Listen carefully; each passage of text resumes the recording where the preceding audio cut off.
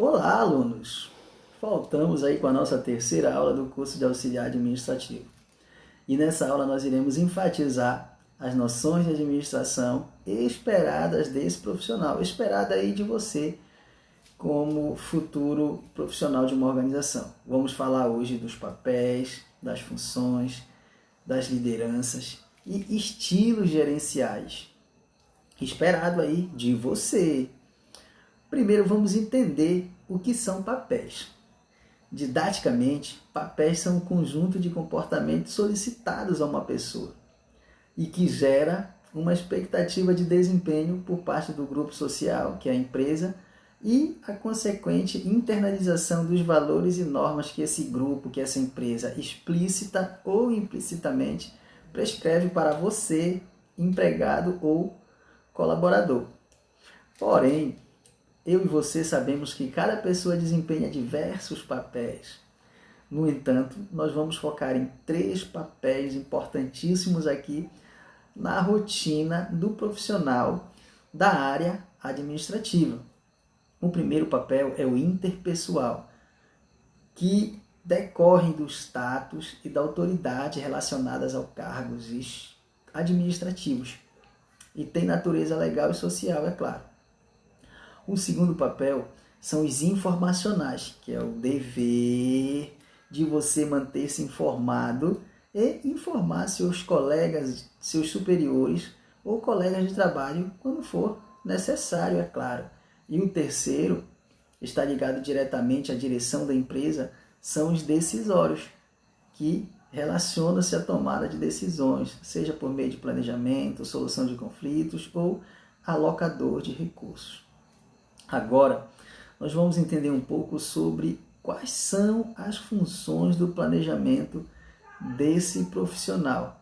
E, dialeticamente, falando aqui eu e você, funções são um conjunto de tarefas exercidas de maneira sistemática por um ocupante de cargo.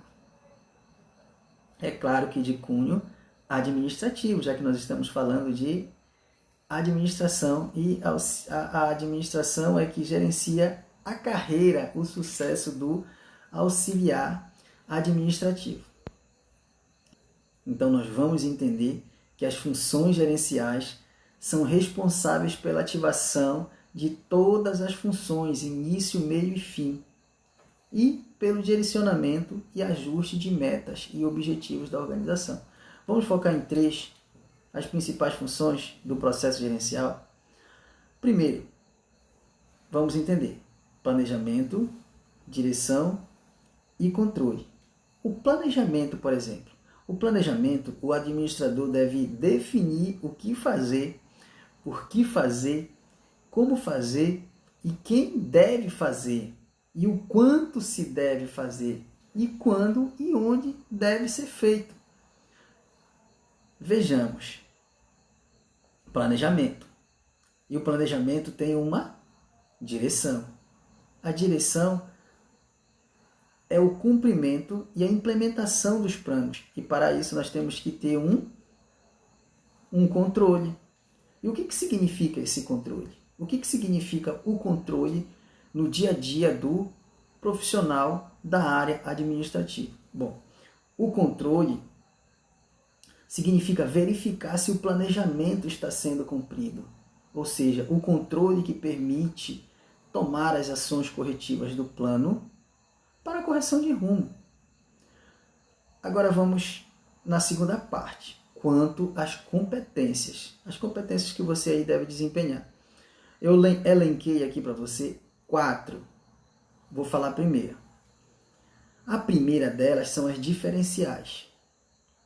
A primeira competência são as diferenciais, que estabelecem a vantagem competitiva da empresa, identificadas no estabelecimento da missão. As essenciais são as mais importantes para o sucesso e devem ser percebidas pelo cliente, e faz parte da sua rotina essa percepção.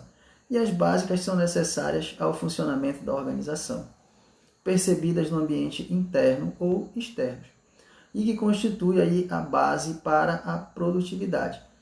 Também nós temos a terceirizáveis, tem uma competência terceirizável que você pode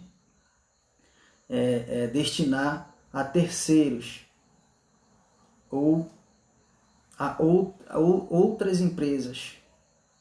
Então não estão ligadas à atividade fim e podem ser incumbidas aí a agentes externos, como por exemplo um prestador de serviço. Vamos falar um pouco de competências pessoais. A primeira competência que você tem que desenvolver: aprender a aprender. Aprender a aprender é muito importante para qualquer ser humano que desempenha qualquer função, seja na área administrativa ou outras áreas. A segunda é a comunicação e a colaboração. O raciocínio criativo e a solução de problemas. O conhecimento tecnológico, como nós vivemos num país globalizado. E os conhecimentos de negócios globais, para que você possa falar bem de sua empresa. Espírito de liderança, autogerenciamento da carreira, enfim.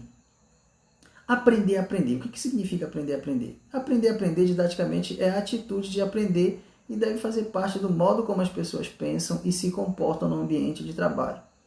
A comunicação e a colaboração, com a disseminação do trabalho em equipe, as pessoas devem cada vez mais envolver e desenvolver sua capacidade interpessoal de comunicação e colaboração. Isso ajuda muito na rotina e no dia a dia.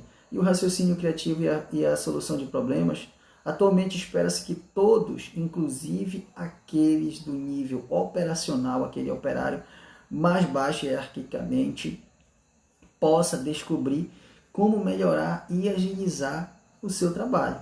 Ou seja, e serem capazes de sugerir melhoria. E o conhecimento tecnológico já diz tudo, né? É a capacidade de você visualizar a tecnologia da informação como ferramenta de trabalho. E a forma de se conectar a outras pessoas para compartilhar informações é muito importante. Quanto aos conhecimentos globais, devemos entender que o conhecimento global é a capacidade de ver todo o sistema em que a organização opera, como a liderança que ela tem e a identificação de desenvolvimento de pessoas capazes de influenciar as demais para atingir os objetivos da organização.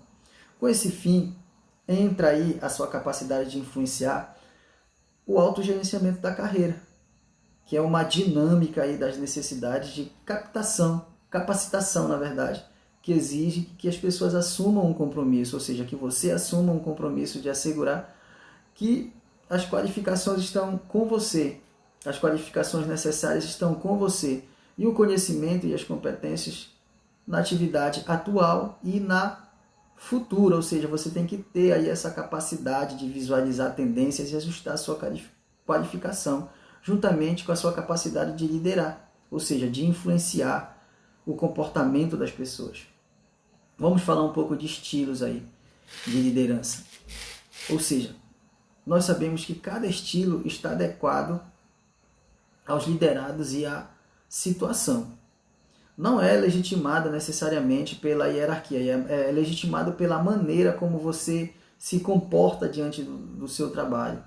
Ou seja, a postura atual de um líder deve ser empreendedora, criativa, para obtenção de resultados satisfatórios e outros componentes básicos para atingir as metas da organização. Então, para isso, você tem que ter conhecimento gerencial e conhecimento técnico.